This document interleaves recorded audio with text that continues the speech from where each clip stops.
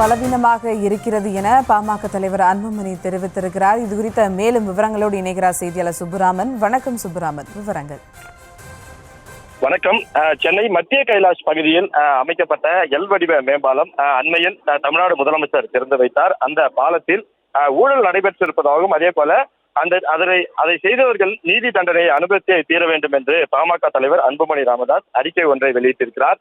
அதில் அவர் குறிப்பிட்டுள்ளதாவது, சென்னை மத்திய கைலாஷ் பகுதியில் எல் வடிவ மேம்பாலம் தரமற்றும் பலவீனமானதாகவும் அதிர்வலைகளை ஏற்படுத்தும் வகையிலும் கட்டப்பட்டிருப்பதாக தொடர்ந்து நான் குற்றச்சாட்டி வந்த நிலையில் இப்பொழுது மேம்பாலத்தின் மீது அவசரமாக தார் சாலை அமைக்கப்பட்டிருக்கிறது. உலகிலேயே புதியதாக அமைக்கப்பட்ட காங்கிரீட் பாலத்தின் மீது தார் சாலை அமைத்த ஒரே கம்பெனி கடந்த 5 ஆண்டுகளாக தமிழ்நாட்டை சீரழித்த திமுக கம்பெனி தான். இத்தகைய தார்பூச்சி வேலைகளின் மூலம் பாலம் கட்டுவதில் நடந்த ஊழலை மூடி மறைக்க முடியாது. எல் வடிவ மேம்பாலம் கட்டி முடிக்கப்பட்டு திறக்கப்படும் வரை அதே போக்குவரத்து நெரிசலை தீர்க்க வரும் தேவதையாக பார்த்த பொதுமக்களும் வாகன ஓட்டிகளும் அந்த பாலம் தடுக்கப்பட்ட அடுத்த நிமிடத்திலிருந்து அதை உயிரை பறிக்க வந்த யமனாக பார்க்க தொடங்கிவிட்டனர். அந்த அளவிற்கு மத்திய கைலாஷ் பாலத்தை தரமற்றதாக திமுக அரசு கட்டியிருக்கிறது. அனைத்திலும் ஊழல் செய்து கொள்ளையடிக்க வேண்டும் என்ற ஆட்சியாளர்களின் அடங்காத பேராசை தான் இதற்கு காரணமாகும். மத்திய கைலாஷ் பாலம் தரமற்று இருப்பதற்கு காரணம் என்னென்ன என்பது குறித்து வல்லுநர்கள் தெரிவித்த கருத்துக்களை கடந்த 3ஆம் தேதி வெளியிட்ட அறிக்கையை நான் ஏற்கனவே சுட்டிக்காட்டியிருந்தேன். திமுக அரசுக்கு உண்மையாகவே மக்கள் நலனின் அக்கறை இருந்திருந்தால், அதை தாண்டி நேர்மையாக அரசாக இருந்திருந்தால் பாலத்தின் பலவீனத்திற்கு காரணம் என்ன என்பது குறித்து வல்லுநர் குழு அமைத்து ஆய்வு செய்து சரி செய்ய முயற்சி செய்திருக்க வேண்டும். இன்னொரு பக்கம் பாலம் தரமற்று கட்டப்பட்டதன் பின்னணியில் நடைபெற்ற ஊழல்கள் குறித்து விசாரணைக்கு ஆணையிட்டு இருக்க வேண்டும். ஆனால் அதையெல்லாம் செய்யாமல் பாலத்தின் மீது 25 மில்லிமீட்டர் அளவிற்கு தார் சாலை என்பதை அமைக்கப்பட்டிருப்பதன் மூலம் பாலம் தரமற்று அமைக்கப்பட்டிருப்பதையும் அதன் பின்னணியில் பெரும் ஊழல் நடைபெற்றிருப்பதையும் மறைமுகமாக ஒப்புக்கொண்டிருக்கும் திமுக அரசு இன்னொரு பக்கம் ஊழலை தார்பூசி மூடி மறைக்க முயற்சி செய்திருக்கிறது. திமுக அரசின் இந்த முயற்சி ஒருபோதும் வெற்றி பெறாது.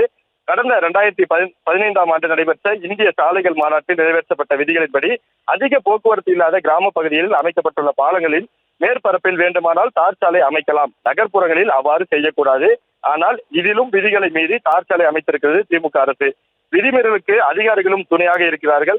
எல் வடிவ மேம்பாலம் பலவீனமாக இருப்பதற்கான காரணங்களில் முதன்மையானது அதிக எண்ணிக்கையிலான வாகனங்களில் பயணிக்கக்கூடிய பாலத்தை தாங்குவதற்காக பொருத்தப்பட்டுள்ள இரும்பு கம்பிகள் போதிய வலுவற்றவையாக இருக்கக்கூடும். அதிக வாகனத்தை தாங்கும் அளவிற்கு இரும்பு கம்பிகள் பொருத்தப்படாததுதான் இதற்கு முக்கிய காரணமாக வல்லுநர்கள் கூறியிருக்கிறார்கள்.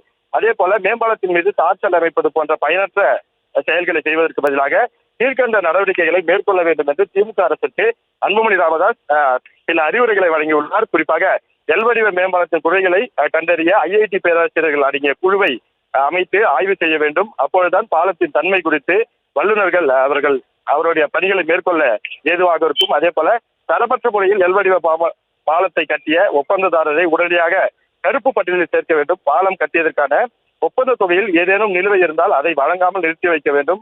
மத்திய கைலாஷ் எல் வடிவ மேம்பாலம் கட்டப்பட்டது ஊழல் நடந்ததாக கூறப்படும் குறித்து உயர்நிலை விசாரணைக்கு அரசு உத்தரவிட வேண்டும் என்று சில யோசனைகளையும் அரசுக்கு அவர் வழங்கியிருக்கிறார். குறிப்பாக இந்த மேம்பாலம் கட்டப்பட்டதில் இருந்து அங்கு போக்குவரத்து என்பது பெரிதாக இருக்காது. போக்குவரத்து சீர் செய்யப்பட்டிருக்கும், மக்கள் சுலபமாக பயணிக்கலாம் என்று சொல்லப்பட்டது. ஆனால் அந்த பாலத்தில் ஊழல் நடைபெற்றிருப்பதாக பாமக தலைவர் அன்புமணி ராமதாஸ் குற்றம் சாட்டியிருக்கிறார். குறிப்பாக ஊழலுக்கு காரணமான அனைவரும் நீதியின் தண்டனை கண்டிப்பாக அனுபவித்தே தீர வேண்டும் என்று அவர் அதில் குறிப்பிட்டிருக்கிறார். விவரங்களுக்கு நன்றி சுப்புராமன்.